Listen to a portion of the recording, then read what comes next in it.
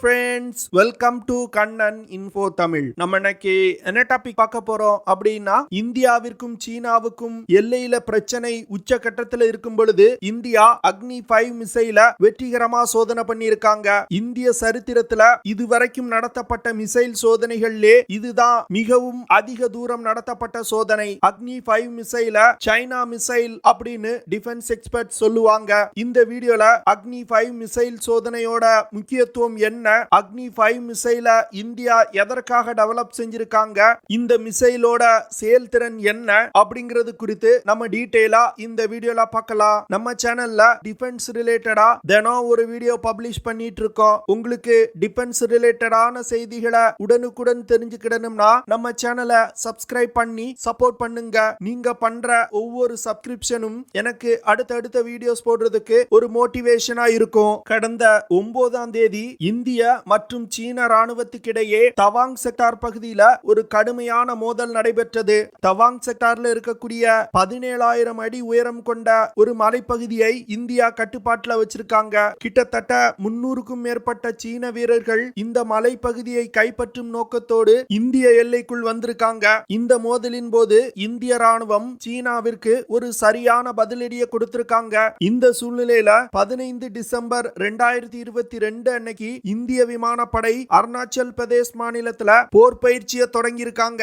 இந்திய மற்றும் சீன ராணுவத்துக்கிடையே நடந்த மோதலின் பரபரப்பு அடங்காத நிலையில் இந்திய விமானப்படை 15 டிசம்பர் அன்னைக்கு அருணாச்சல் பிரதேஷ் மாநிலத்துல போர் பயிற்சியை தொடங்கியிருக்காங்க. இந்த சூழ்நிலையில இந்தியா Agni-5 மிசைல ஒரிசா மாநிலத்தில் இருக்கக்கூடிய அப்துல் கலாம் ஐலண்ட்ல இருந்து வெற்றிகரமா சோதனை பண்ணியிருக்காங்க. இதற்கு முன்பு Agni-5 மிசைல இந்தியா அக்டோபர் 27, 2021 அன்னைக்கு சோதனை பண்ணாங்க. தற்போது நடத்தப்பட்ட சோதனையின் போது Agni-5 மிசைல்ல ஒரு டம்மி வார்ஹெட் பொருத்தப்பட்டு மிசைலோட ஃபுல் ஆபரேஷனல் ரேஞ்சுக்கு சோதனை செய்யப்பட்டிருக்கு. இதுல குறிப்பிடத்தக்க விஷயம் என்ன அப்படின்னா, 2021 நடத்தப்பட்ட சோதனையும் தற்போது நடத்தப்பட்ட சோதனையும் இந்தியா இரவு நேரத்தில் நடத்தியிருக்காங்க. எதற்காக Agni-5 மிசைல் சோதனைய இந்தியா தொடர்ந்து இரவு நேரத்தில் நடத்துறாங்கன்னா, மிசைல்ல இருக்கக்கூடிய வார்ஹெட்டோட சைஸ் மற்றும் ஷேப்பை வச்சு Agni-5 மிசைலோட தாக்கும் திறன் என்ன அப்படின்னு எதிரிகள் கண்டுபிடிச்சிடக் கூடாது அப்படிங்கிறதுக்காக இந்தியா இரவு நேரத்துல இந்த சோதனையை நடத்தியிருக்காங்க அப்படின்னு சொல்லப்படுது. Agni-5 மிசைல் அணு ஆயுதங்களை ஏந்தி சென்று தாக்குதல் நடத்தக்கூடிய ஒரு இன்டர்மீடியட் ரேஞ்ச் பாலிஸ்டிக் மிசைல். இந்த மிசைல்னால 5500 கிலோமீட்டர் தூரத்துல உள்ள இலக்குகள் மீது தாக்குதல் நடத்த முடியும். இந்த மிசைல சைனா மிசைல் அப்படின்னு சொல்லுவாங்க. இதற்கு காரணம், இந்தியா பிரத்யேகமா Agni-5 மிசைல சைனாவை கவுண்டர் செய்வதற்காக உருவாக்கி இருக்காங்க. இந்த மிசைலை கொண்டு சீனாவின் எந்த ஒரு நகரத்தின் மீதும் இந்தியாவால் தாக்குதல் நடத்த முடியும். Agni-5 மிசைல இந்தியால இருந்து லான்ச் செஞ்சாங்கன்னா மேற்கு பக்கத்துல இஸ்தான்புல் நகரம் வரைக்கும் தாக்குதல் நடத்த முடியும். தெற்கு புறத்துல மடகாஸ்கர் வரைக்கும் இந்த மிசைல்னால தாக்க முடியும். நார்த் டைரக்ஷன்ல ரஷ்யாவின் பெரும்பாலான இடங்களை தாக்க முடியும். இதன் காரணமா தான் சீனா இந்தியா முதல்ல Agni-5 மிசைல சோதிக்கும் பொழுது இந்த மிசைல் சோதனை குறித்து ஐநா சபையில கேள்வி எழுப்பினாங்க.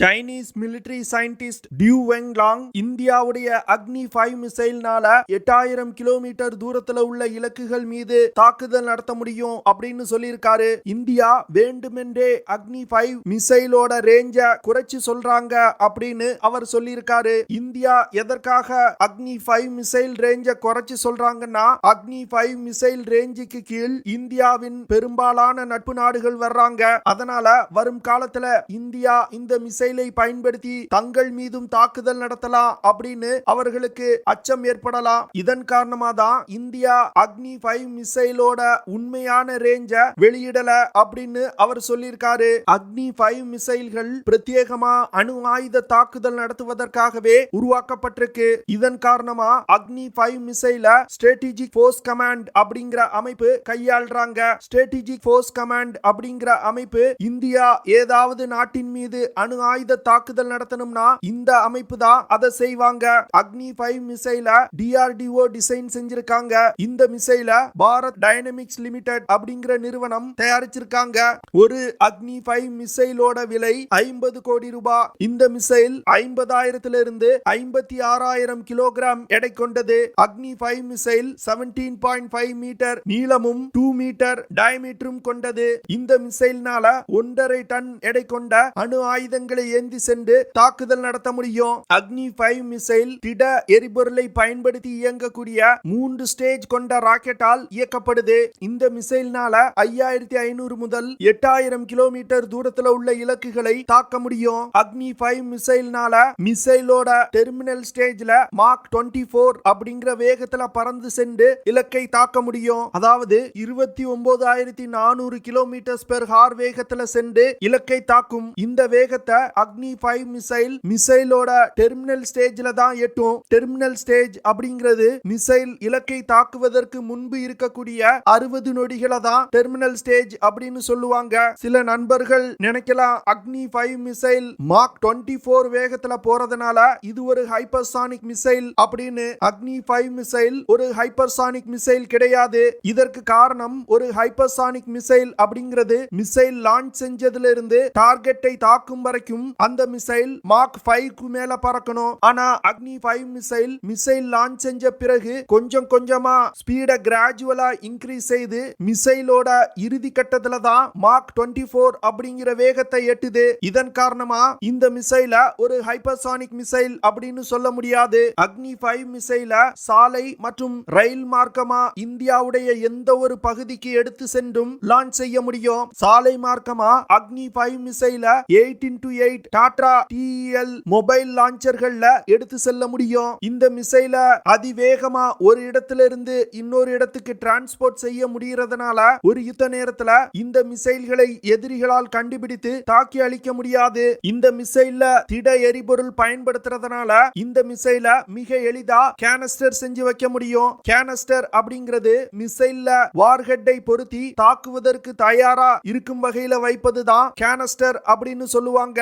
இந்த மிசைல டார்கெட்டை நோக்கி வழி நடத்துவதற்கு ring laser Cairo initial navigation system, micro initial navigation system, redundant micro navigation system போன்ற 3 விதமான கைடிங் சிஸ்டங்கள் பயன்படுத்தப்பட்டிருக்கு. இதனால இந்த மிசைல்கள் இலக்கை மிக துல்லியமா தாக்கும். Agni-5 மிசைலோட சர்க்குலர் எரர் ப்ராபபிலிட்டி 30 மீட்டர். சர்க்குலர் எரர் ப்ராபபிலிட்டி அப்படிங்கிறது டார்கெட்ல இருந்து 30 மீட்டர் சுற்றளவுக்குள் இந்த மிசைல்னால மிக துல்லியமா தாக்குதல் நடத்த முடியும். Agni-5 மிசைல்ல MIRV அப்படிங்கிற ஒரு அதிநவீன தொழில்நுட்பம் பயன்படுத்தப்பட்டிருக்கு. அதாவது multiple independently targetable reentry vehicle. இந்த தொழில்நுட்பம் மூலமா 2 முதல் 10 அணு ஆயுதங்களை ஒரே மிசைல்ல எடுத்து சென்று தாக்குதல் நடத்த முடியும். இந்த 2 முதல் 10 அணு ஆயுதங்களை வெவ்வேறு திசையில வெவ்வேறு தூரத்தில் இருக்கக்கூடிய 10 டார்கெட்டுகளை தாக்க முடியும். இந்தியா அணு ஆயுதத்தை பொறுத்தமட்டில்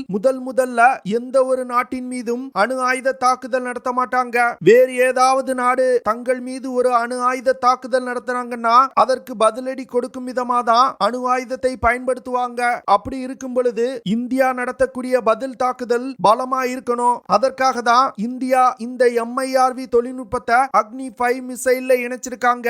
Agni-5 மிசைல்ல இருக்கக்கூடிய ஒரு MIRV வார்ஹெட்டோட எடை 300 முதல் 400 கிலோகிராம் இருக்கும் அப்படின்னு சொல்றாங்க. ஒரே மிசைல்ல 10 அணு ஆயுதங்களை எடுத்து சென்று தாக்குதல் நடத்த முடியறதுனால குறைவான மிசைல்களை கொண்டு அதிகமான டார்கெட்டுகளை தாக்க முடியும். இந்தியா இந்த MIRV வார்ஹெட் தொழில்நுட்பத்தை 2013வது வருடமே PSLV ராக்கெட் லான்ச்சின் போதே சோதிச்சிட்டாங்க. அதாவது PSLV லான்ச் வெஹிக்கிளை பயன்படுத்தி ஒன்றுக்கும் மேற்பட்ட சேட்டலைட்டுகளை நிலைநிறுத்தினாங்க. அதே தொழில்நுட்பத்தை தான் Agni-5 மிசைலையும் இந்தியா பயன்படுத்த போறாங்க அப்படின்னு இந்தியாவின் அணு ஆயுத கொள்கையை வரையறுத்த பரத் கர்நாட் அப்படிங்கிறவர் சொல்றாரு. இப்போ உங்களுக்கு Agni-5 மிசைலோட கேப்பபிலிட்டி என்ன அப்படின்னு தெரிஞ்சிருக்கும். இதன் காரணமா தான் இந்தியா முதல்ல Agni-5 மிசைல சோதிக்கும் பொழுது சீனா ஐநா சபையில தங்களுடைய கண்டனங்களை பதிவு செஞ்சாங்க. இந்த Agni-5 மிசைல் சோதனைக்கு இந்தியா சில நாட்களுக்கு முன்பு ஒரு நோட்டம் இஷ்யூ பண்ணியிருந்தாங்க. நோட்டம் அப்படிங்கிறது நோட்டீஸ் ஃபார் ஏர்மன். அதாவது 15 முதல் 16ஆம் தேதி வரைக்கும் பே ஆஃப் பெங்கால் பகுதியில ஒரு குறிப்பிட்ட இடத்துல 5000 கிலோமீட்டர் தூரத்துக்கு விமானங்கள் பறப்பதற்கு தடை செய்யப்பட்டிருந்துச்சு. இந்தியா அறிவிச்சிருக்க இந்த நோட்டத்தோட ரேஞ்ச வச்சு நிறைய defence experts K5 submarine launch ballistic மிசைல சோதிக்க போறாங்க. அப்படின்னு சொல்லியிருந்தாங்க. நம்ம சேனல்ல கூட இது குறித்து ஒரு வீடியோ பப்ளிஷ் பண்ணியிருந்தோம். ஆனா இந்தியா இப்போ Agni-5 மிசைல சோதிச்சிருக்காங்க. பார்க்கலாம் India K5 submarine launch ballistic மிசைல எப்போ சோதிக்கிறாங்க அப்படின்னு. ஓகே ஃப்ரெண்ட்ஸ், நம்ம வீடியோவோட நிறைவு பகுதிக்கு வந்துட்டோம். இதெல்லாம் தான் நான் உங்ககிட்ட ஷேர் பண்ணணும் அப்படின்னு நினைச்ச விஷயங்கள். ஐ ஹோப் நான் ஷேர் பண்ண விஷயங்கள் உங்களுக்கு பிடிச்சிருக்கும்னு நினைக்கிறேன். அப்படி பிடிச்சிருந்துச்சுன்னா ஷேர் பண்ணுங்க, லைக் பண்ணுங்க, கமெண்ட் பண்ணுங்க. மறக்காம நம்ம சேனலுக்கு சப்ஸ்கிரைப் பண்ணுங்க. அப்படியே அந்த பெல் நோட்டிபிகேஷனை கிளிக் பண்ணி ஆல்ங்கிற ஆப்ஷனை எனேபிள் பண்ணிக்கங்க. See you in the next video. Jai Hind.